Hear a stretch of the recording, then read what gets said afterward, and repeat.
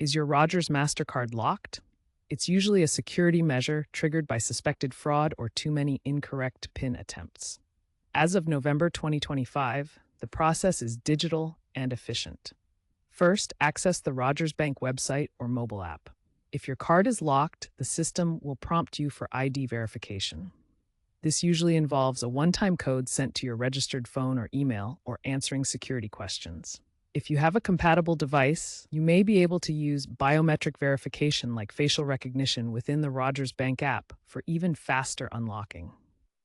Once your identity is confirmed, your card will be unlocked immediately. This entire process typically takes less than 5 minutes for verified users.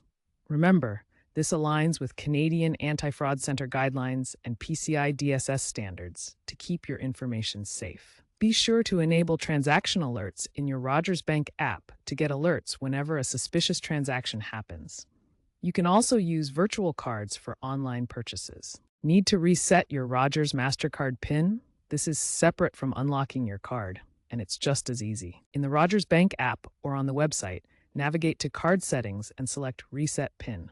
You'll again be asked to verify your identity using similar methods as unlocking your card: OTP, security questions, or biometrics. Once verified, you'll receive a temporary PIN via a secure email or within the app. You can then set a new, unique PIN at any ATM or directly online, making sure it's not a simple sequence like 1, 2, 3, 4. For security reasons, Rogers limits PIN resets to 3 times per month. If you encounter any difficulties during the unlocking or PIN reset process, or if your ID verification fails, don't hesitate to contact Rogers support at 1-800-ROGERS for manual assistance. In the future, expect fully autonomous unlocks via blockchain-verified digital IDs, eliminating manual steps.